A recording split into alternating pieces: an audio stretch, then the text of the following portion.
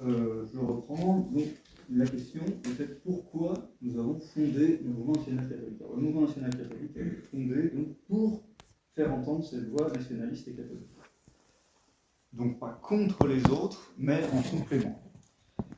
C'est pour ça que nous entretenons de très bonnes relations avec différents autres mouvements nationalistes et que nous n'avons pas été vus comme un concurrent qui viendrait prendre la place de tout le monde, mais plus comme un nouvel appoint et même une sorte de porte-parole nationaliste spécialement adressé aux catholiques. Alors souvent, on nous a objecté qu'il y avait déjà Civitas qui existe. Alors il y a plusieurs choses à répondre à ça. Évidemment, Civitas fait un très bon travail, M. Scada est quelqu'un d'assez courageux, qui tient une position très bonne sur plein de sujets, y compris des sujets bien controversés. Il a fait... Rien qu'un seul exemple montre quand même l'étendue de son courage, même si des fois on peut critiquer de telles choses. Mais à la mort de M. Faurisson, quand il a demandé à tout le monde de prier pour le repos de l'âme, il a même pu faire une chaîne de prière de repos de l'âme pour M. Robert Faurisson, franchement, je ne connais pas beaucoup de responsables catholiques qui ont eu ce courage-là. Donc moi, rien que pour ça, on pourra ensuite lui reprocher je ne sais quoi, mais rien que là-dessus, il mérite quand même le respect. Donc ceci étant dit, si justement nous existons, c'est bien qu'il y ait une raison. Déjà, une première raison qui est souvent oubliée par ceux qui nous objectent ça, le mouvement Civitas, en tant que parti politique français, n'existe plus. Il a été dissous par notre ministre Algéro Séfarade Darmanin, il y a, je crois, quelques années, 2021, quand c'était la mode. Il avait essayé aussi Academia Christiana, mais ça avait échoué pour le coup pour Academia, mais ça avait réussi pour Civitas. Et donc depuis lors, ce qui a été refondé, c'est plus un mouvement politique français, c'est un mouvement international, c'est Civitas International. Donc, voilà, c'est plus la même chose. Alors ça ne veut pas dire que ça perd tout intérêt ou toute légitimité, bien entendu, loin de là. Mais c'est autre chose. C'est un mouvement catholique, traditionnaliste, international. Nous sommes un mouvement national. Déjà, étant nationaliste, c'est mieux d'être un mouvement national. Voilà. Nous avons des adhérents à l'étranger, notamment spécialement en Suisse, mais en Suisse francophone. Et pour nous, la Suisse francophone, comme la Wallonie ou le Québec, c'est la France. Hein. Voilà, on ne va pas non plus se leurrer. Voilà. Donc là-dessus, on n'est pas non plus hostile à tout impérialisme raisonnable, disons. Mais voilà, donc déjà, il y a cet aspect international qui est différent. Ensuite, il y a quand même un autre aspect un peu pratique, mais Civitas était très lié depuis ses débuts et par ses origines à la fraternité sacerdotale Saint-Pilice, qui est absolument respectable, je n'ai absolument rien contre, je vais à la messe chez eux, donc ça là n'est pas la question. Mais nous, en tant que mouvement politique, on est indépendant de tout groupe religieux. C'est-à-dire qu'évidemment, on est catholique, mais on n'est pas plus Fraternité Saint-Pilice que Fraternité Saint-Pierre, que Institut Mater Boni Concilii ou quelque autre société sacerdotale qui y est, aussi respectable soit-elle. On n'a pas à prendre parti sur ces questions théologiques. On n'a pas à vous expliquer si le pape est pape, si tel document de Vatican II est valide ou pas, ou si la thèse de Cassisiacum est bonne ou pas. Non, c'est pas le but d'un mouvement politique. Et si un mouvement politique commence à faire ça, c'est déjà qu'il dérive, pour le coup. Il n'y a pas de séparation et de distinction. Il y a des querelles entre théologiens, qui de toute façon, tant que l'Église ne tranche pas, ça reste des querelles entre théologiens. On ne peut pas excommunier des gens parce qu'ils ne sont pas d'accord avec tel ou tel théologien. Mais voilà, nous, on est vraiment là pour regrouper des catholiques de différentes tendances, quel que soit donc ce qu'ils pensent de ça ou de ça. Un exemple très concret, qui est d'ailleurs très symptomatique à notre texte, dans notre bureau exécutif, il y a aussi bien Bruno Héroux et moi que Florian Rouanet. Sachant que Bruno Héroux et moi, lorsque j'étais séminariste, nous avons écrit un livre en commun avec Bruno contre le sédacantisme, qui est intitulé ça comme ça. Donc bon, notre opinion là-dessus est assez claire. Florian Rouanet, de manière assez notoire, est sédévacantisme.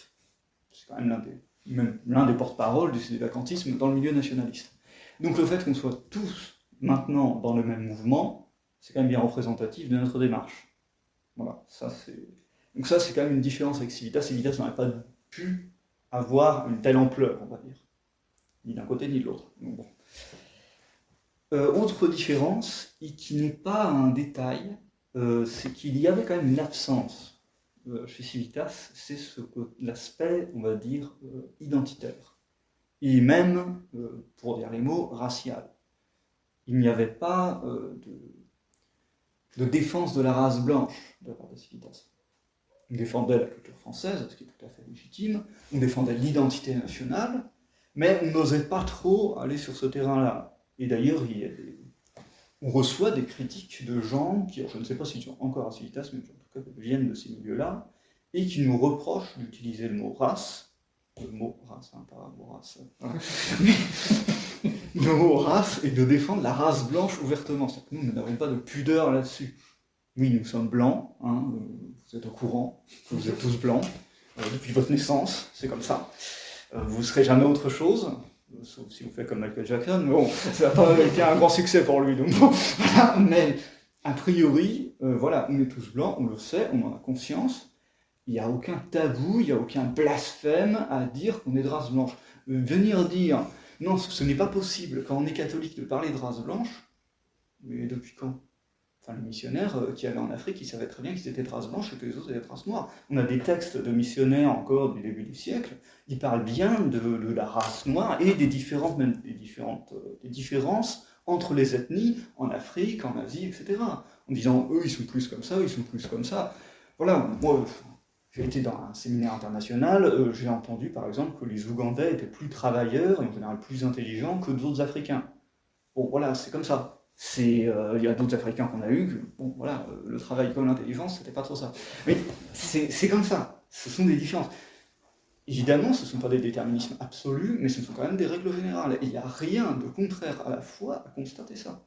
Tous les scientifiques savent très bien qu'il y a des maladies qui touchent les Noirs et qui ne touchent pas les Blancs. On le sait, ils le savent. Ils savent très bien que pour telle chose, ah bah non, les Noirs, il ne faut pas leur faire ça. Et donc en fait, tout le monde, il y aurait tout qui nous montrerait que la race existe, mais nous, on dirait de manière dogmatique, comme ça, non, la race n'existe pas. Parce qu'on est catholique. Mais quel est le rapport ? Parce que catholique, ça veut dire universel. Oui, tout à fait. C'est pour ça que les noirs peuvent être catholiques, c'est pour ça que les jaunes peuvent être catholiques. Là n'est pas la question, on n'a jamais dit que telle race ne peut pas être catholique. Mais on a dit qu'il y a différentes races, que ces races sont quand même créées par Dieu, et que la diversité des races, contrairement à la diversité des religions, est voulue par Dieu, positivement. Ce n'est pas un mal. C'est très bien qu'il y ait des blancs, qu'il y ait des noirs, qu'il y ait des jaunes, c'est très bien. Pas tous mélangés, hein, mais chacun de leur côté. Mais c'est très bien que ces races existent. Ça n'est absolument pas contraire au dessein de Dieu. Donc ça, voilà, en fait, c'est une soumission déjà médiatique, parce que ce sont les médias qui nous disent qu'il ne faut pas parler de race, ce sont les médias qui nous disent que parler de race blanche, c'est l'abomination de la désolation.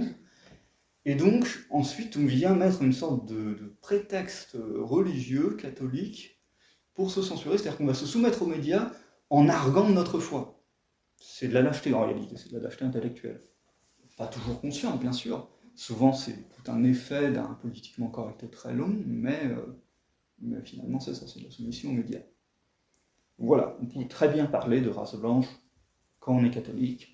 Nous ne nous en gênons pas au MNC, et voilà, c'est l'une des différences avec Civitas. Alors, maintenant, il y a aussi le reproche que nous ferons certains, et qu'on n'a pas manqué de faire, sur la confusion entre religion et politique. Et le fait est, on a tous appris, enfin, en général, on apprend en catéchisme qu'il y a une distinction entre politique et religieux. Distinction, ça ne veut pas dire séparation. Et contrairement à ce qu'on croit souvent, cette distinction est quand même plus nuancée. Souvent, notamment, on peut entendre des interprétations de saint Thomas d'Aquin, qui est quand même le docteur commun de l'Église, comme, voilà, il y aurait d'un côté la sphère temporelle, de l'autre la sphère spirituelle, les deux sont étroitement séparés, ils n'ont pas le même but, rien à voir. C'est pas du tout ce que dit saint Thomas.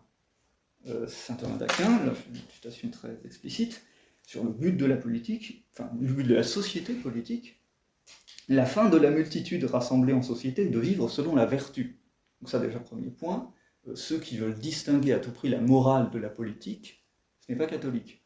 La morale chrétienne prend tous les aspects de la vie. Il n'y a pas un seul aspect de votre vie qui n'est pas dirigé, qui n'est pas jugé par la morale. C'est comme ça. C'est pas, on dit, c'est une religion totalitaire, si vous voulez, mais en tout cas, c'est la religion, c'est comme ça. C'est pas une religion le dimanche quand on va à la messe, et puis le reste de la semaine on fait ce qu'on veut. Non. Tout est soumis à la religion, parce que tout est soumis à Dieu. Il continue, puisque l'homme, en vivant selon la vertu, est ordonné à une fin ultérieure qui consiste en la jouissance de Dieu, il faut que la société humaine ait une fin identique à la fin personnelle de l'homme. La fin dernière de la société n'est donc pas la vie vertueuse, mais par cette vie vertueuse, de parvenir à la jouissance de Dieu. Vous voyez que les sphères temporelles et spirituelles ne sont pas si séparées de ça, que ça. Parce qu'en fait, même au niveau politique, le but de la politique, c'est de favoriser le salut des âmes. C'est pas seulement d'avoir une bonne diplomatie, un bon État qui marche bien, voilà, une bonne économie. C'est que tout cela soit au service des âmes. Parce que la fin de la société, c'est Pillon qui disait ça dans le Divini Redemptoris, la cité pour l'homme et non l'homme pour la cité. C'est pas du personnalisme ça, c'est du catholicisme. La société a été créée par les hommes pour le salut des hommes. Parce qu'on est sur cette terre pour obtenir notre salut. On n'est pas sur cette terre pour faire le meilleur pays possible, le meilleur régime possible. Ça peut paraître un peu théorique, mais ce sont quand même des choses qui ont des conséquences très pratiques, très concrètes. Et donc, en soi, on n'est pas obligé de mêler la religion à la politique, dans le sens où si la religion n'est pas en cause, si on est par exemple dans un État catholique, et que personne ne remet en cause que cet État soit catholique. On peut très bien se diviser entre partis sur différentes questions, sans que la religion soit en cause, sans que l'Église soit en cause. Et dans ce cas, il n'y a pas un parti qui est plus catholique que l'autre. Là, voilà, pas de problème. Ensuite, voilà, il y a des circonstances là où la religion est directement mêlée.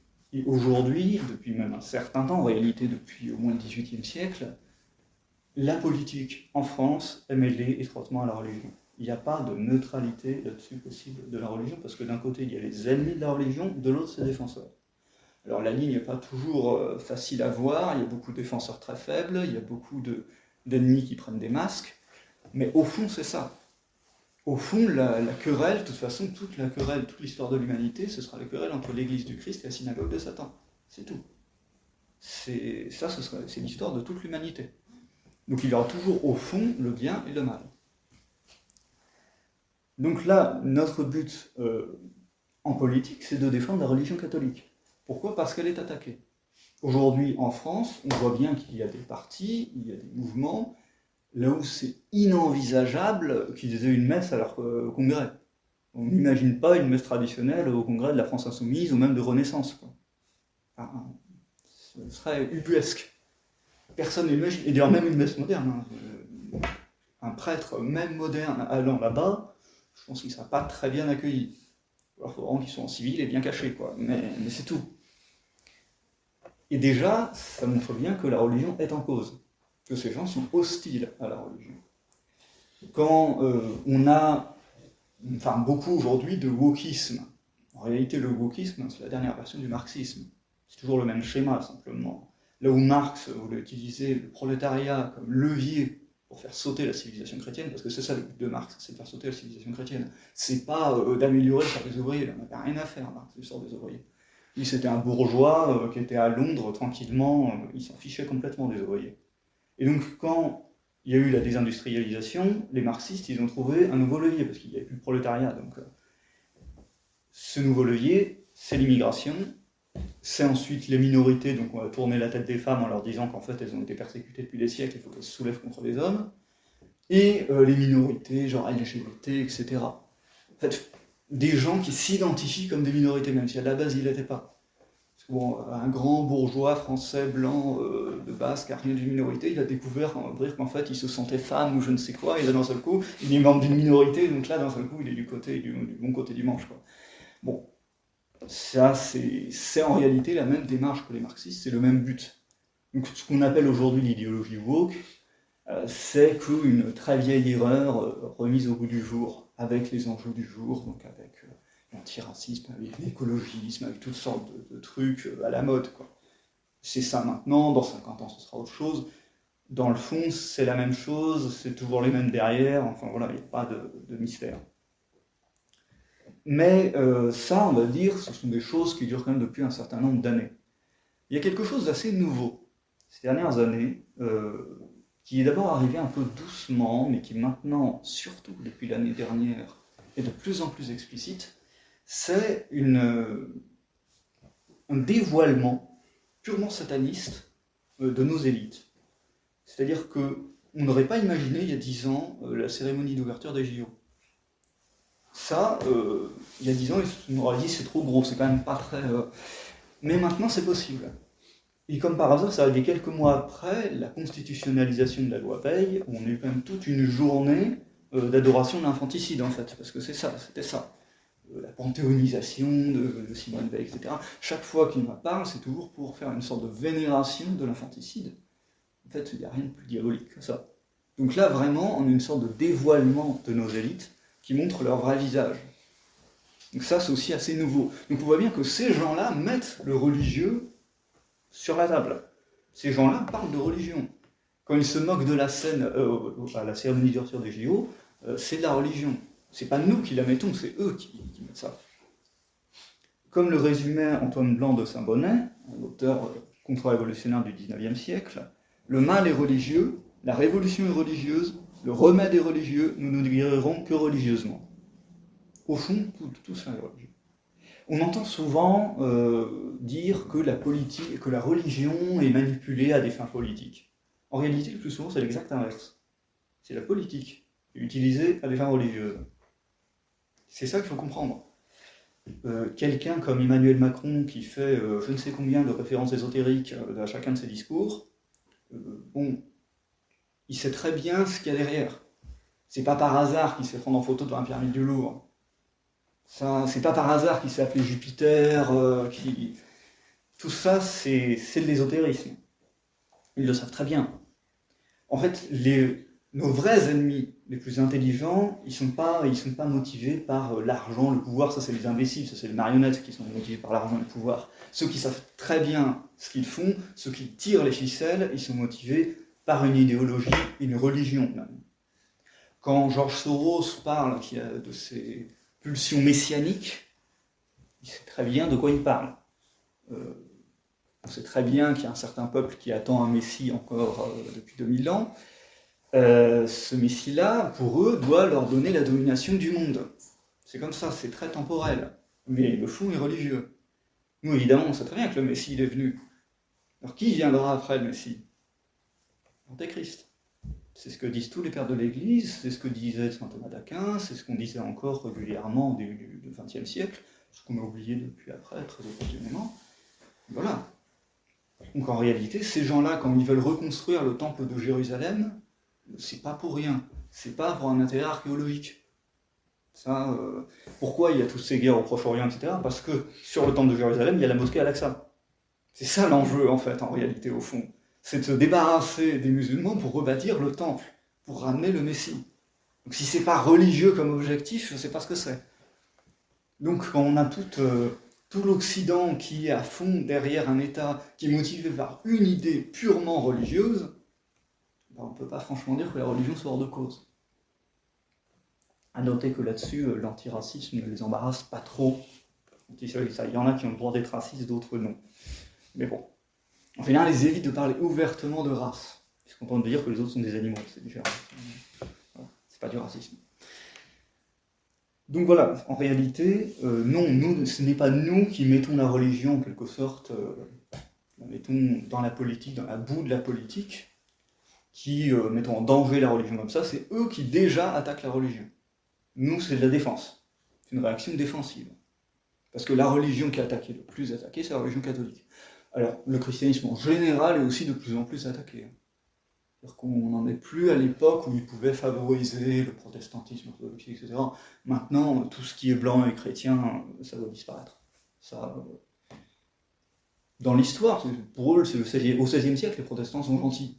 Mais aujourd'hui, les WASP, c'est plus trop des gens qui les apprécient, quoi. Donc voilà, ça c'est aussi des choses, c'est qu'il y a des gens qui à un moment sont utiles, puis à un autre moment on s'en débarrasse parce que ils ont terminé leur rôle. Voilà, une petite phrase quand même pour rappeler l'enjeu religieux de nos gouvernants, c'était pas le défunt parce qu'il est toujours en vie, François Hollande, qui disait justement si l'on croit dans la République, il faut passer par la franc-maçonnerie.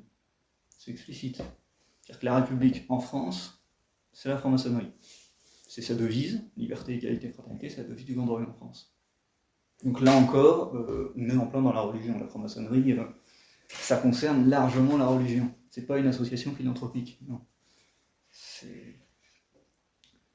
Donc ça, ce sont des choses à retenir. Ensuite, on nous dira, aujourd'hui, de plus en plus, il y a une droite qui défend l'identité chrétienne, qui défend le christianisme, qui combat l'islamisation, qui fait le travail, qui combat la théorie du genre, c'est bon, on est sauvé.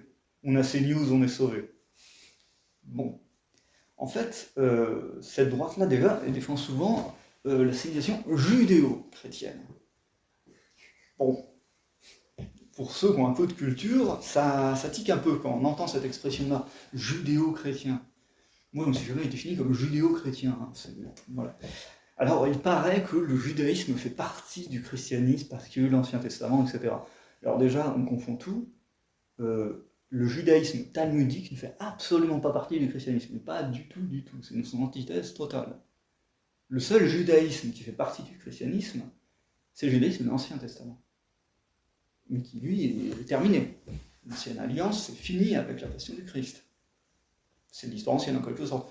Ça fait toujours partie de la Sainte Écriture, l'Ancien Testament fait toujours partie des livres saints, mais voilà, c'est quelque chose de terminé. Et surtout, les Juifs actuels ne sont pas les disciples de l'Ancien Testament. Ils n'ont pas la foi d'Abraham, contrairement à ce qu'on dit, ou la foi de Moïse, non pas du tout. Ceux qui ont la foi d'Abraham et la foi de Moïse, les vrais héritiers, c'est nous. Moïse, Abraham, etc., c'est nous, leurs héritiers. Les autres, ce sont des usurpateurs. C'est ce que disait Saint Jean dans son Apocalypse. Ils se disent juifs, mais ne le sont pas. Les vrais juifs, je vous le donne en mille, c'est nous les vrais juifs. Les États d'Israël, c'est nous. Les autres, leur nom est un blasphème. Le nom de leur État est un blasphème. Leur prétention est un blasphème. Parce qu'ils sont toujours dans leur haine, ils sont toujours dans leur volonté de domination. Donc en réalité, défendre la civilisation judéo-chrétienne, déjà, ça sent mauvais. Et quand on voit les conséquences, la conséquence de cette défense-là, à chaque fois, ça se remarque toujours, la défense inconditionnelle de l'État d'Israël. Défense inconditionnelle. C'est-à-dire qu'on a pu voir, lors du fameux 7 octobre 2023, la nouvelle Shoah, que là, il n'y a pas de nuance. On tue tout le monde. Il n'y a pas d'humanité, il n'y a pas d'antiracisme, il n'y a pas de pacifisme. Non, on tue tout le monde. Il y avait une comparaison que je trouve très frappante. Il y a l'autre Égyptien de Reconquête, Jean Messia, qui justement avait dit à la télévision, pour justifier le génocide en cours à Gaza, il avait dit « Oui, mais c'est comme le bombardement de Dresde, en 1945. » Ah oui, pour combattre le nazisme, qui était le mal, fallait tuer des centaines de milliers de civils. Il l'a assumé, il l'a dit. Et il dit « Mais en fait, il a parfaitement raison. C'est exactement la même chose. » Alors, il n'a pas raison qu'évidemment qu'il a raison, mais il a raison que c'est la même démarche et c'est la même chose. C'est-à-dire, pour combattre les ennemis d'un certain peuple, on peut tuer tout ce qu'on veut. On a permis de tuer. Donc ça, c'est le vrai visage du sionisme. Depuis l'entre-deux-guerres, le sionisme dit sur une épuration ethnique. C'est-à-dire que l'arnaque d'un peuple sans terre pour une terre sans peuple, en fait, il y avait un peuple sur la terre, mais bon, quand on l'élimine, ensuite il n'y en a plus. Et donc la terre, elle est sans peuple. Voilà. C'est qu'une question d'étapes, on gagne un peu les étapes, c'est tout. Et voilà, ça, c'est le vrai visage de cette droite-là. C'est-à-dire que c'est une droite qui, sous prétexte de défendre, qui va utiliser la défense du christianisme pour en réalité légitimer l'État d'Israël, c'est tout. C'est son seul but. D'ailleurs, cette droite s'est réveillée quand l'immigration musulmane a commencé à être une menace pour eux. C'est tout. Avant, que faisaient les Alain Finkielkraut, les Elisabeth Lévy, etc., dans les années 80-90 ? Eh bien, ils nous encourageaient, ils luttaient contre le Front National, c'est très important, et ils nous encourageaient à accueillir les immigrés, c'est très important. Et puis il y a eu les attentats du 11 septembre, il y avait eu la seconde intifada en 2000, et là ils se sont dit, les musulmans, ça peut être inquiétant. Et donc là, ils se sont dit, allez, vive la France, vive la chrétienté, retrouvez vos racines, etc. C'est quand même un peu opportun. Et bon, Et on nous dit, oui, mais CNews, regardez, tous les médias, M. Bolloré, c'est un Français, M. Bolloré. Il vient d'une vieille famille d'industriels bretons, c'est un bon catholique, etc. Alors c'est vrai que M. Bolloré vient d'une famille d'industriels bretons. Ça, les Bolloré, c'est une famille qui vient du 19e siècle, d'industriels, etc. Mais il se trouve que, côté maternel, c'est pas tout à fait ça, en fait. Et en fait, il faut savoir, c'est une anecdote, mais que l'entreprise des Bolloré, quand monsieur Vincent Bolloré est devenu adulte, elle était plutôt en perte de vitesse. Celui qui a permis de se relancer, c'était un ami de sa grand-mère. Sa grand-mère, c'était Nicole Goldschmidt. C'est mon breton, d'ailleurs. C'est une des grandes familles, d'une plus grande famille de financiers ashkénazes d'Europe, et qui était, bon, elle-même, c'est intéressant, elle a travaillé dans les services secrets de la France libre, d'abord, et ensuite du SDOCE, l'ancêtre du ADGSE. Elle était chargée de relations avec le Mossad. Tiens. Elle était très amie d'un certain Edmond de Rothschild. Et il se trouve que c'est ce monsieur qui a lancé Monsieur Bolloré. C'est-à-dire que notre brave Vincent Bolloré, le brave industriel catholique qui s'est hissé à la force du poignet, à 23 ans, il était directeur adjoint d'Edmond de Rothschild. Bon, merci mamie. Hein. Voilà.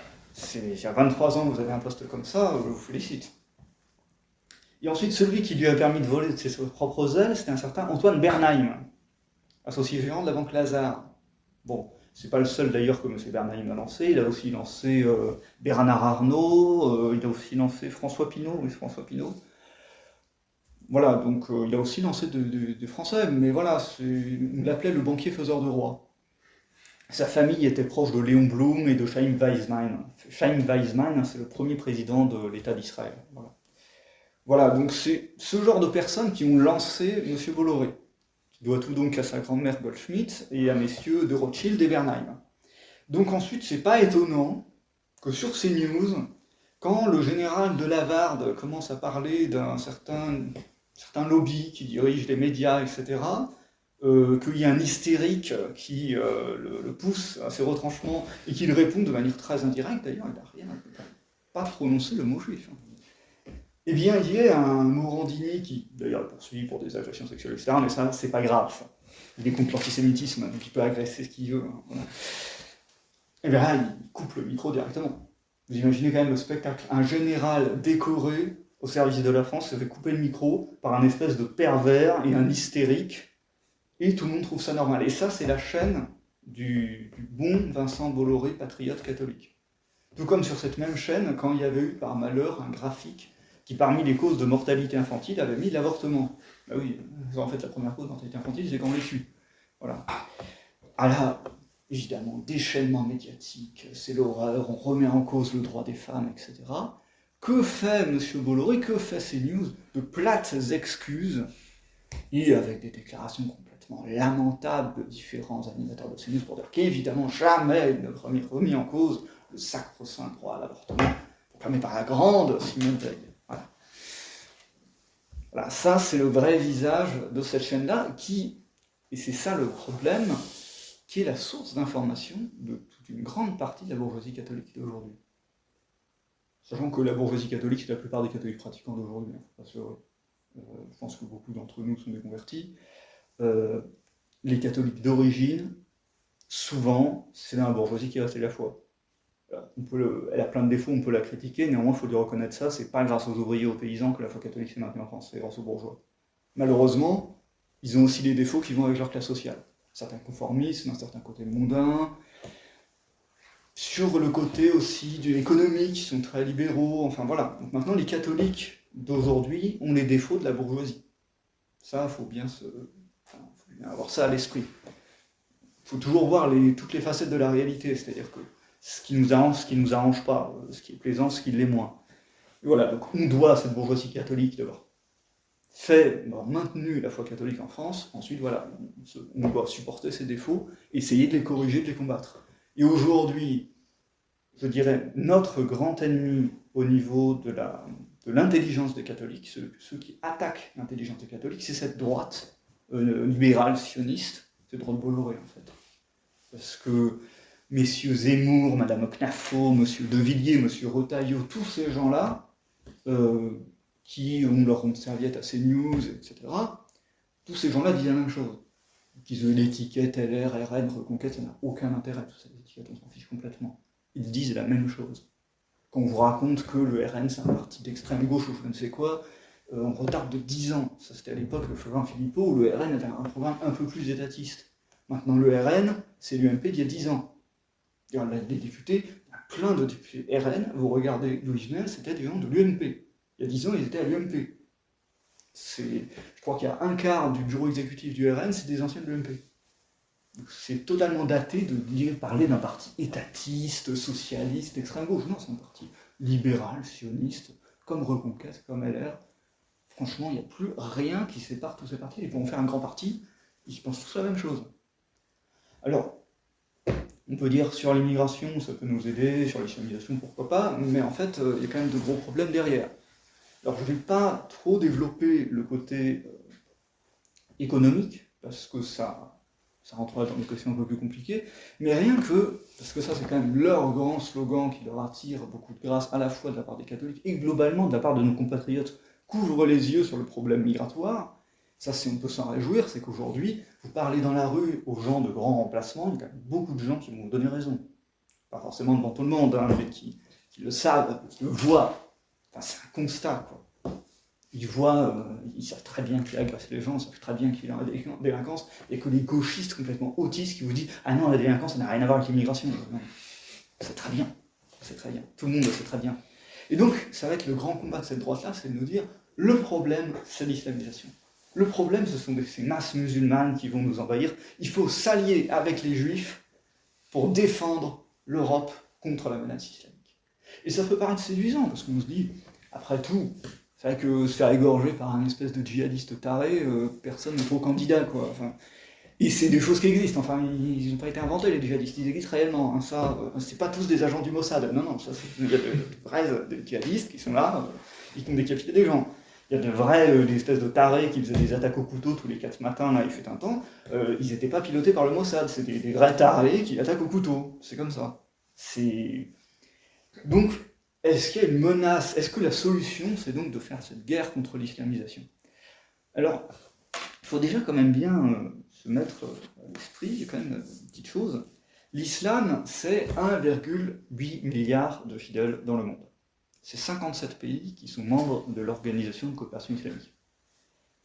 Quand on dit qu'on va faire la grande guerre contre l'islam, l'islamisation, etc., imaginez un président, enfin candidat à la présidentielle, qui fait toute sa campagne en disant qu'il déclare la guerre à l'islam, qu'il combat l'islam, etc. On est tous contents, on l'a élu, on est contents. Il arrive au pouvoir, il doit avoir des relations diplomatiques avec 57 pays dont il a insulté la religion durant toute sa campagne. Bon, déjà, niveau responsabilité politique, on fait mieux. Sachant que, bon voilà, on s'attaque là à 57 pays, 1,8 milliard de gens. Et qui va faire cette guerre? Ne vous inquiétez pas, c'est pas eux, hein, ce sera vous. Ça, c'est pas eux qui vont y aller. Alors, qu'est-ce qu'il faut faire? Est-ce que, justement, on se dirait, bah non, dans ce cas, on peut rien dire, on peut rien faire, on est condamné à se faire égorger, décapiter par des tarés? Non. Non, parce qu'en réalité, le problème de l'islamisation, c'est une conséquence de l'immigration. Il y a un siècle, l'islam existait déjà. Il y a un siècle, le salafisme existait déjà. Il y a un peu moins d'un siècle, les frères musulmans existaient déjà. Mais il n'y avait pas de problème d'islamisation en France. On ne s'est jamais posé la question pourquoi il n'y avait pas ce problème d'islamisation. Il y avait quelques ouvriers maghrébins à Paris, etc., mais il n'y avait pas ce problème d'islamisation. Pourquoi? Parce qu'il n'y avait pas ce problème d'immigration, tout simplement. Quand on nous dit que c'est deux choses, problèmes différents, non, c'est étroitement lié. Ils ne sont pas arrivés, ils ne sont pas tombés du ciel, ils sont arrivés d'autres pays, ça vient de l'immigration. Si on règle ce problème d'immigration, on règle ce problème d'islamisation. C'est très simple. D'ailleurs, je repense notamment au témoignage d'Hervé Rissen, quand il était allé en prison à Fleury-Mérogis, il disait bien que ce qu'il avait vu surtout en prison, ce n'était pas des Arabes, c'était des Noirs, pour beaucoup, antillais. Et là, c'est pas des musulmans. Alors il y en a qui sont attachés à l'islam, mais c'est pas des musulmans. Et ça, c'est un autre problème aussi, mais c'est... La plupart de ceux qu'il avait là-bas, c'était des Noirs africains ou antillais. Pour la plupart, qui n'étaient pas musulmans. Pourtant, c'est de la délinquance. Quand il y a des quartiers entiers de Paris qui sont coupe de mafia chinoise, les Chinois ne sont pas musulmans. Au contraire, les musulmans ne les aiment pas trop, hein, vu ce qu'ils font aux Ouïghours, voilà, c'est pas trop la fête. Mais voilà, ces gens-là font aussi de la délinquance. Quand même, quand on nous parle des Albanais, on croit souvent que les Albanais, c'est tous des musulmans, mais la plupart des Albanais ne sont pas musulmans. En fait, l'Albanie, c'est un pays qui a un communisme très strict. Je crois qu'il n'y a que 40% des Albanais qui sont musulmans, il y a beaucoup d'athées, et il y a aussi beaucoup de chrétiens, catholiques comme orthodoxes. Il y a toute une délinquance d'Europe de l'Est aussi, qui n'est pas le fait de musulmans. Donc en fait, c'est un peu trop simpliste de dire, bon voilà, en fait, il y a les musulmans, les maghrébins, et puis voilà, ensuite on est débarrassé, il n'y a plus aucun problème. Non, en fait, il y a un gros problème, beaucoup plus large que ça. Alors, on nous dit, oui, mais en fait, le problème, c'est qu'on ne peut rien faire contre l'immigration. On pourrait faire des choses contre l'islam ou tout ça, mais on ne pourrait rien faire contre l'immigration. On serait démunis. En fait, il y a des mesures qui existent. Des mesures très simples. Si, déjà, vous expulsiez réellement tous les immigrés clandestins, expulsion réelle, déjà, bon, c'est le minimum, hein. Les gens, ils n'ont pas le droit d'être là. Donc, c'est le minimum de les expulser. Mais déjà, ça ferait du ménage. Ensuite, je fais quelques chiffres quand même, parce que oui, il y a 6 millions de résidents étrangers en France. 6 millions. C'est pas moi qui ai le chiffre, hein, c'est l'INSEE. Hein. Et donc ça, sans compter les clandestins, et il faut y ajouter 5 millions de binationaux. C'est-à-dire de gens qui ont à la fois la nationalité française et une autre nationalité. Alors déjà, si vous coupez toutes les subventions aux étrangers, en réservant exclusivement les subventions aux Français, et vous dites ça aux étrangers qui viennent en France, vous pouvez venir en France, mais vous vivez par vos propres moyens. Parce que bon, il y en a qui vont dire immigration zéro, c'est de la pure démagogie, c'est l'immigration zéro. Enfin, c'est pas le Hollandais qui achète une maison dans la Creuse qui va nous faire de l'insécurité. Enfin voilà, ça n'a jamais existé l'immigration zéro, même sous l'Ancien Régime, il y a des étrangers qui s'installaient en France, c'est pas ça le problème. Le problème, c'est un problème de quantité et de qualité aussi. Voilà, il faut dire ces immigrants aussi. Parce que voilà, la délinquance des touristes britanniques en Dordogne, ou hollandais, ou voilà, c'est pas ça qui nous gêne. Donc déjà, voilà, les résidents étrangers, les étrangers, ils peuvent venir en France, oui, mais pas aux frais du contribuable français. Ils vivent par leurs propres moyens, c'est tout. Ensuite, on a 5 millions de binationaux. Une double nationalité, c'est une absurdité. Parce que binationaux, je parle, c'est pas que pour les extra-européens, je dis ça aussi pour ceux qui sont franco-italiens, espagnols, russes, anglais, je ne sais quoi. Parce qu'on peut toujours être en guerre avec un autre pays de ça, on peut toujours avoir des rivalités. Imaginez un franco-italien qui est à un poste clé, là où on a une rivalité entre la France et l'Italie. Vers où va aller sa loyauté? Je ne parle pas évidemment des franco-algériens, franco-turcs, etc. Là, c'est même pas la peine, là. Mais donc, double nationalité, c'est très simple. Supprimer cette double nationalité. On les oblige à choisir, sachant qu'il y en a une série, on peut même faire le choix pour eux. Voilà, parce qu'il y en a une série qu'on n'a pas envie, de toute façon, d'avoir. Voilà, tous ceux, enfin, quand on voit toutes ces masses de franco-algériens qui passent leur temps à insulter la France, bon, je n'ai pas spécialement envie de les avoir comme compatriotes, ces gens-là. Donc, enfin, vous inquiétez pas, hein, c'est pas les seuls. Hein. Quand on voit tous ces merveilleux franco-israéliens qu'on voit dans les médias, qui vont nous donner des leçons à longueur de temps, bon voilà, ils ont qu'à leur donner des leçons sur Radio Tel Aviv, quoi. C'est tout. Donc ça, 6 millions plus 5 millions, on a déjà 11 millions de personnes concernées, qui peuvent être concernées par des mesures là où aucun État étranger ne pourra nous dire quoi que ce soit, il n'y a rien qui va contre le droit international. On a le droit de faire ce qu'on veut là-dessus. Donc quand on nous dit c'est pas possible, on ne peut rien faire contre l'immigration, c'est faux. Et alors ensuite on nous dira, et c'est vrai, il y a des millions d'immigrés de deuxième, troisième génération, tout ça, et même des fois de première génération, qui n'ont plus que la nationalité française. Alors souvent, moins qu'on le croit. Il faut savoir notamment que dans les Maghrébins qui se font naturaliser, il y a une étude qui disait que 2/3 gardaient leur nationalité d'origine. Et 55% des Turcs gardaient la nationalité d'origine. C'est bien bon à savoir. Mais admettons, c'est vrai, il y en a une série qui n'ont que la nationalité française. Et un grand argument qu'on nous sort, on ne peut pas faire d'apatride. Alors, il faut savoir qu'il y a des millions d'apatrides qui existent dans le monde. Et il faut savoir que le Royaume-Uni, qui à ma connaissance n'est pas encore une dictature fasciste, a depuis 2014 dans sa législation la possibilité de faire des apatrides. Et qu'elle ne s'en est pas privée. Elle l'utilise contre des islamistes, notamment. Il y avait un cas en 2019 d'origine bangladaise, mais qui n'a que la nationalité britannique. Le Royaume-Uni lui a retiré sa nationalité. Bon, le Bangladesh n'en voulait pas non plus, mais bon, c'est son problème. Hein. Enfin, ensuite, c'est plus à nous, on s'en fiche. Ils ont raison. Ils ont raison. Et il faut savoir aussi que même dans l'état actuel de la législation, ça c'est pas moi qui le dis, c'est un constitutionnaliste, Didier Mauss, qui disait bien, juridiquement, il n'y a pas de texte international qui engage la France à interdire l'apatridie. C'est-à-dire qu'il n'y a rien qui nous oblige à ne pas faire d'apatride. Car la France a signé, mais pas ratifié, la Convention de New York de 1961, ni la Convention européenne de 1997 qui l'interdisent. Enfin, signer des traités comme on ne les a pas ratifiés, c'est une signature vraiment symbolique. Donc la seule chose qui nous empêche, entre guillemets, de faire des apatrides, c'est l'article 25 du Code civil. Autant dire que si on est au pouvoir, modifier un article du Code civil, je crois que c'est dans nos cordes. Voilà. Donc là encore, en réalité, c'est un faux problème, on peut très bien résoudre ce problème. Et avec toutes ces mesures-là, en réalité, on règle ce problème. Ensuite, on nous parle, ah oui, mais il y a les frères musulmans qui ont un grand lobby, etc., etc. Où il y a le problème, c'est tel truc. Mais en fait, tout ça, on n'a pas à s'en mêler, on n'a pas à se mêler des querelles théologiques entre musulmans, on n'a pas à se mêler en disant, un tel, il est mieux que d'autres. Enfin, les frères musulmans sont très contestés au sein même de l'islam, en réalité. Il y a l'UOIF qui était le représentant des frères musulmans en France. Maintenant, ça s'appelle Musulmans en France, ils ont renommé le truc.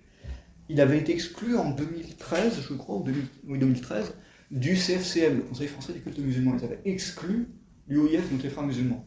Ça veut dire que c'est pas toujours la fête entre musulmans, c'est pas forcément tous unis contre nous et tout ça. Ça aussi, c'est une vision fausse. Et d'ailleurs, pour ceux qui, actuellement à droite, sont obsédés par l'interdiction des frères musulmans, comme quoi ce serait le grand remède à tout nos maux, il faut savoir que dans les années 2010, quand justement il y a eu une baisse de régime en quelque sorte, ceux qui en ont profité, par un effet de vase communicant, sont les salafistes. Bon, est-ce que c'est mieux? Je ne sais pas. Ce ne sont pas, encore une fois, il faut distinguer.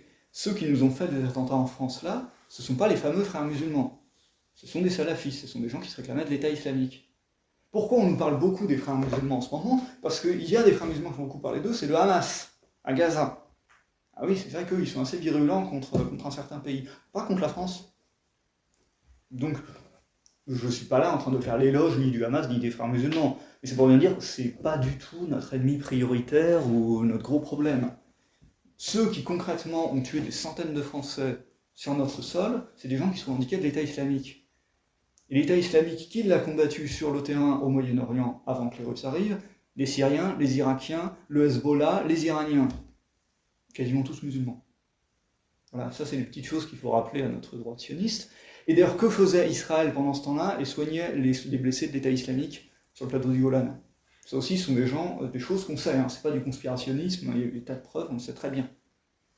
Donc, ce qu'il faut rappeler à M. Zemmour, à Mme Knafo, à tous ces gens-là qui viennent nous dire que Israël est le rempart de l'Occident contre l'invasion islamique, c'est que voilà ce que faisait Israël face à ceux qui nous ont tué des centaines de Français. Quand M. Estrosi ose dire que le Hamas, c'est des alliés de l'État islamique, enfin franchement, voilà, niveau ignorance, soit il est de mauvaise foi, soit c'est grave. Mais en tout cas, il faut vraiment qu'il arrête la politique, quoi. Dans tous les cas, il faut qu'il l'arrête. Hein. Bon, voilà, ça.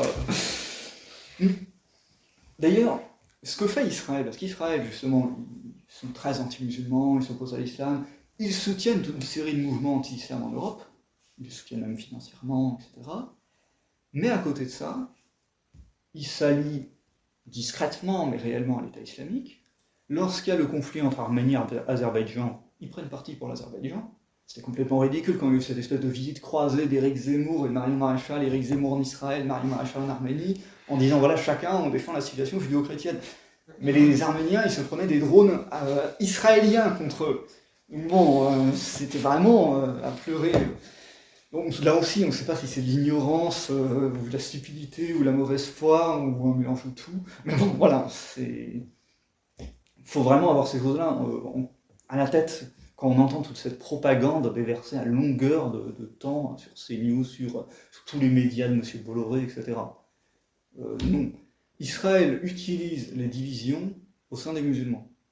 Mais c'est pas nouveau. Enfin, Charlemagne faisait déjà pareil. En Espagne, La fameuse bataille de Roncevaux, en fait, il était allé aider un émir qui se révoltait contre le calife. C'est comme ça. Durant les croisades, on n'a pas arrêté de s'allier avec des musulmans contre d'autres musulmans. On a toujours utilisé les divisions entre musulmans. Et aujourd'hui, on devrait faire des musulmans un grand bloc monolithique, tous les réunir contre nous, pour qu'ils soient bien costauds, et ensuite on leur dit, on va vous déclarer tous la guerre, tous unis contre nous. Bon, je sais pas, mais moi, je suis pas très motivé, quoi. Mais je trouve complètement stupide, et c'est objectivement suicidaire, que des gens qui sont divisés, on les réunit, on les motive contre nous, pour qu'ils soient tous unis, pour cette fois bien nous envahir définitivement. Bon, ça c'est le plan Zemmour. Voilà, je ne sais pas si vous êtes très chaud, mais bon, moi personnellement, ce sera sans moi. Donc voilà, il y a des solutions. Les solutions, c'est sur l'immigration. À chaque fois, on veut nous dire, oui, mais c'est pas que l'immigration, il y a les convertis à l'islam, il y a des Français convertis à l'islam. C'est vrai, il y a des Français convertis à l'islam. J'en ai déjà croisé un, mais bon, je sais pas si c'est une bonne recrue, hein, à la limite, l'islam peut le garder. Mais souvent, c'est un peu ça. Il y a beaucoup de Français convertis à l'islam, c'est soit des gens qui font de la prison, ou des gens qui sont plutôt quand même... c'est pas le haut du panier. Franchement, ça va, on va survivre. Il faut savoir aussi, un fait peu connu, il y a 2 fois plus, les statistiques, il y a 2 fois plus de musulmans en France qui quittent l'islam que de Français qui se convertissent à l'islam. Donc là aussi, quand on voit une sorte de grand mouvement inexorable pour ceux où c'est fini, ils vont tous nous envahir, ils vont tous nous bouffer, et encore, non seulement ils sont divisés, mais en interne, ils sont très contestés. Enfin, donc, faire une sorte de grand méchant loup contre lequel on devrait à tout prix s'unir, se mettre dans les jupes d'Israël pour être sauvé du grand méchant loup islamique, voilà, ça relève vraiment en grande partie de la fantasmagorie. Il y a un énorme problème en France d'immigration, il doit se résoudre, et vous verrez qu'il y a beaucoup de questions qui se résoudront par-dessus le marché. Et c'est ça le problème. Ceux qui veulent à chaque fois distinguer le problème de l'islam et le problème de l'immigration, c'est parce qu'en réalité, ceux qui le veulent, c'est défendre la société multiculturelle, multiraciale, contre l'islam. C'est-à-dire qu'ils ne voient pas la société multiraciale comme un problème, au contraire. Ils ne voient pas la société décadente comme un problème, au contraire. C'est cette société-là qu'ils veulent défendre face à un islam obscurantiste, moyenâgeux, antisémite, homophobe, etc. C'est ça qu'il faut bien comprendre. C'est pas la grande robe blanche qui va se mobiliser contre l'islam. Ça, c'est... Soit ils ne vous le disent pas, soit ceux qui vous le disent n'ont aucun pouvoir et ce ne sont pas eux qui font la loi. Ça, ce sont ceux qui vont motiver les soldats sur le front des troupes, c'est tout. Hein. C'est pas eux qui contrôlent. Ceux qui contrôlent les choses, ceux qui vous parlent réellement, ils ne parleront jamais de race blanche. Ils ne parleront jamais de tout ça. Vous êtes tous des êtres indifférenciés, non-genrés, etc. Et vous devez vous défendre contre ceux qui vous menacent de ne plus être des êtres indifférenciés, non-genrés. Bon. Il y a certains, enfin je les écoute, j'ai envie de me convertir à l'islam. Bon, ensuite, si vous avez vraiment envie, lisez le Coran, regardez tout ça, et vous aurez plus envie après. Mais voilà, c'est pour ça qu'il faut avoir on va dire, le sens de la nuance. C'est pas parce qu'évidemment, en tant que catholique, on n'a aucune sympathie particulière pour l'islam. Évidemment, on n'a pas du tout envie que notre pays soit couvert de mosquées partout et soit un pays musulman. Pour autant, il faut éviter faut être vigilant sur certaines sirènes venues d'autres pays, d'autres contrées, pour nous appeler à une guerre qui n'est pas du tout fatale, parce qu'en réalité, ils fantasment sur une espèce de guerre civile qu'ils ne feront pas, mais je vous dis tout de suite, je pense que la guerre civile n'aura pas lieu, parce qu'en fait, les musulmans, c'est pas leur intérêt, nous, c'est pas notre intérêt, c'est l'intérêt de personne de faire une guerre civile en réalité.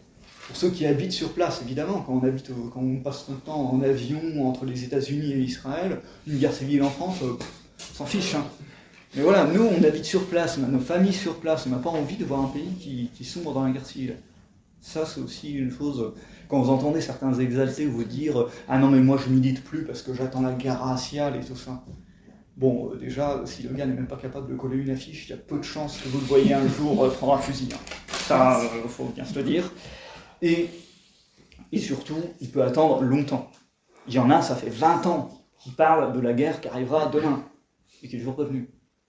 Ben, si la guerre avait dû venir, il y aurait eu au moment du Bataclan, ou à ces choses-là, si vraiment les gens avaient dû se soulever à un moment, ou même quand il y a eu l'autre délinquant, là, Naël machin, là, qui est mort, un énième cas d'un délinquant étranger tué comme ça. On a eu toutes les banlieues qui sont embrasées. Et à un moment, ils leur ont dit, bon ben voilà, vous arrêtez tout, vous arrêtez vos trucs. Qui leur a dit ça? Les réseaux de trafic de drogue. Ces réseaux de trafic de drogue, ils sont liés étroitement aux réseaux, il y a une connexion étroite avec les réseaux islamistes. On le sait notamment par tous les trucs des djihadistes qui sont partis de France pour aller en Irak et en Syrie. Il y a vraiment un réseau très étroit, c'est une sorte de réseau islamo-délinquant de califat de la drogue, et qui a aussi d'ailleurs en Afrique, notamment l'État islamique dans le Sahel, est lié aussi à des réseaux de trafic de drogue. Donc en fait, tout ça, c'est très lié. Et ces gens-là, ils ont dit justement à tous les petits délinquants qui cramaient tout, là, bon, vous arrêtez vos trucs et vous nous laissez faire notre business tranquillement. Voilà, si ces gens-là leur avaient dit, allez-y, on vous soutient, on a des armes, ils en ont, on attaque, il y aurait eu la guerre civile. Et si ces gens-là n'ont pas fait, c'est qu'ils ne la veulent pas. Parce que c'est absolument pas dans leur intérêt, ils ont raison, enfin moi à leur place, je ne le voudrais pas non plus. Là déjà, pour l'instant, ils ont le temps pour eux. Tant qu'on ne prend pas de vraies mesures sérieuses contre eux, tôt ou tard, les autres ils peuvent les embêter sur le halal, le voile, le burkini ou d'autres sujets très passionnants. Voilà, ils ont le temps pour eux. Tant qu'il n'y aura pas de vraies mesures, il y a ce danger de remplacement. Mais ensuite, tout ça, c'est une sorte de stratégie globale. C'est-à-dire que tout ça, il y a quand même une volonté anxiogène de la part de ceux qui nous dirigent. Depuis un certain nombre d'années. On a eu le terrorisme. Le terrorisme, c'est formidable. Quand il n'existe pas, il faudrait l'inventer. Voilà. Ça, je dis rien. Mais ensuite, on a eu... ça a commencé à se décliner. On s'habitue à vivre avec le terrorisme. En fait, tous les 4 matins, on avait des attentats. Bon, on se ramollissait un peu. Il y a eu les gilets jaunes, c'était un peu dangereux. Là, on a eu le Covid. Ça, c'est bien. Niveau anxiogène, ça a bien marché. Les gens, ils ont été à fond. Ça, c'était bien. Mais bon, toutes les bonnes choses ont une fin. Au bout d'un moment, ça s'est essoufflé. Et là, on a eu la guerre en Ukraine. Ça, c'est bien, ça aussi. C'est les menaces d'une guerre mondiale, guerre nucléaire peut-être, on va tous mourir. Voilà, ça c'est bien aussi. C'est bien pour maintenir les gens bien sous pression. Là, d'ailleurs, il y a eu l'élection de Trump, il y a eu Zelensky, il a fait pas combien d'affaires contre lui, donc on se dit qu'il est bientôt mort. Donc il a fallu rajouter une couche. Là, on a un chef d'état-major qui nous dit si vous inquiétez pas, vous allez mourir, vous inquiétez pas, la guerre mondiale c'est pour demain. Bon, là aussi, je n'y crois absolument pas une seconde à la guerre mondiale. S'ils avaient voulu réellement la faire, ils l'auraient déjà fait depuis longtemps. Là, les conditions sont beaucoup moins réunies maintenant qu'elles y étaient il y a 2 ans. Donc, il n'y aura pas de guerre mondiale. Simplement, le but, c'est de toujours vous maintenir sous pression. Pourquoi maintenir sous pression? Déjà parce que ça facilite la répression. Parce que vous êtes tous des agents russes, en fait. C'est pas mais rien que le fait que vous soyez ici, vous êtes tous des agents russes. Alors moi, pourtant, j'ai lu des articles pas très pro-Poutine, hein, mais on ne sait jamais, c'est pour tromper l'ennemi. Voilà, on est tous là, on est tous susceptibles d'être accusés d'argent russe. C'est pratique. Il y a 4 ans, on aurait été des dangers publics parce qu'on ne portait pas le masque. Bon, et dans 5 ans, ce sera, je sais pas, parce qu'on n'aura pas de voiture électrique, on sera polluant. Enfin, il faut toujours un truc. Mais de toute façon, voilà, vous êtes tous des dangers, il faut quelque chose pour vous avoir. Donc là, c'est ça, l'autre c'est autre chose. Faut pas se laisser trop avoir dans leur piège. C'est-à-dire qu'il y a des gens qui, à chaque fois dans nos milieux, quand les médias prennent un chiffon rouge, ils vont à tout prix les contredire sur ce sujet, se faire à fond leur sujet. Donc voilà, ils sont à fond pro-Poutine, plus poutinistes qu'eux ou meurent. Même les Russes, ils trouvent ça un peu exagéré, quoi. Non, en fait, il faut garder la tête froide, il faut voir les choses telles qu'elles sont. Les choses sont rarement blanches ou noires, c'est toujours plus nuancé que ça. Ce qu'il faut voir, c'est surtout nous, comme Français, ce qui est dans notre intérêt et ce qu'on veut. Il y en a qui attendent que les chars russes viennent les délivrer. Là aussi, je vous le dis tout de suite, les chars russes ne viendront pas vous délivrer. Déjà, ils ne sont pas là pour ça. Ensuite, ils n'ont pas été capables d'aller à Kiev, c'est pas pour aller jusqu'à Paris. Donc voilà, ils n'ont pas été capables de repousser les Ukrainiens de Koursk. Là aussi, c'est pas pour aller plus loin. Donc, les chars russes, vous pouvez les attendre longtemps.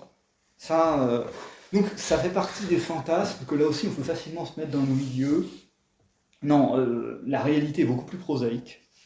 Il n'y aura ni invasion russe, ni guerre raciale, ni guerre civile, ni catastrophe nucléaire, là où on va vivre comme dans Mad Max. Non, il y a vraiment, on est dans la réalité, dans la vraie vie. C'est-à-dire que voilà, on milite, bah oui, c'est des choses un peu moins glorieuses, ouais, c'est pas une grande épopée héroïque, là où on tranche les gens. Non, c'est pas ça. C'est pas ça la vie. C'est du militantisme concret, c'est de diffuser des idées, c'est de défendre nos positions, c'est de d'essayer de parler à nos compatriotes, c'est ça en fait. Notre but, donc, en tant que Français, en tant que catholique, mais même en général en tant que patriote, que nationaliste, c'est donc de défendre nos idées, de les faire partager autant que possible à nos compatriotes, c'est-à-dire qu'il ne faut jamais tomber dans ce que certains appellent le communautarisme ou tout ça. C'est-à-dire que le communautarisme, on va se mettre dans un petit milieu, et puis on va être que entre nous, on va parler qu'entre nous, on va faire notre petit monde, il y a même qui prévoit de faire un État indépendant, donc je ne sais pas quel point paumé, voilà, et puis on sera Fafland, voilà, c'est entre Faf, on est content. Non, ça, je vous dis tout de suite, bon déjà, ils ne vous céderont pas une partie de la France pour vous faire un État indépendant, hein, ça déjà. Poutine non plus ne vous cédera pas une partie de la Russie pour se faire un État indépendant, donc il faut arrêter le délire. Et le grand État, ethno-État intergracial, intercontinental, intergalactique, là, voilà, du grand État blanc, ça n'existe pas. On est en France, il y a la France qui existe, qui est une identité nationale, on n'est pas semblable à tous les blancs de la Terre, donc déjà on a cette identité nationale à préserver, on est dans le monde réel, et en tant que catholique, il faut aussi se souvenir que les apôtres, ils ne sont pas allés, après la Pentecôte, se blottir dans des petites grottes en se disant, voilà, là on a la vérité, c'est bon, bon bah on n'a plus qu'à mourir, c'est fini. Non, c'est pas trop l'objectif. Donc ils sont allés tous dans les grandes villes, ils sont allés convertir les autres. Alors aujourd'hui, je ne vous dis pas forcément d'aller tous dans les grandes villes, habiter dans les grandes villes, c'est pas, notamment quand on a une famille, c'est pas le mieux. Mais la leçon qu'il y a à retenir, c'est qu'on n'a pas à fuir les autres, on n'a pas à fuir nos compatriotes. On n'est pas des pestiféreux, on n'a pas la lèpre. Au contraire, on a raison. On a les bonnes idées. On a les idées qui peuvent les sauver, qui peuvent les sortir de là où ils sont. Ils ne le savent pas, et le but c'est de leur faire savoir. Il y a deux écueils où il ne faut pas tomber. D'un côté, leur dire uniquement ce qu'ils veulent entendre, de l'autre, leur dire toute la vérité au risque de les choquer et de se les retourner contre nous à vie. C'est-à-dire que d'un côté, il ne faut pas être en se disant, bon ben voilà, dans ce cas, il faut aller au contact d'un compatriote, etc. Bon bah, je prends ma carte ORN et puis on va faire un petit truc, on va avoir un petit drapeau israélien, un petit drapeau tricolore au Croix de Lorraine, parce que c'est qu'ils comprennent, les gens, il faut comprendre, et on chantera la Marseillaise le 14 juillet, voilà, parce que ce sont des symboles qui parlent aux gens, etc. J'ai déjà entendu ce discours, de la part de gens qui pensaient pas si mal. Voilà, il faut parler aux gens sur leurs références.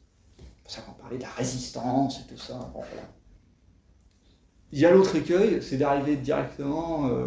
Moi, j'ai déjà eu honte d'être avec des personnes avec lesquelles, dans le fond, j'étais d'accord, mais je me disais, ils ruinent complètement toute crédibilité.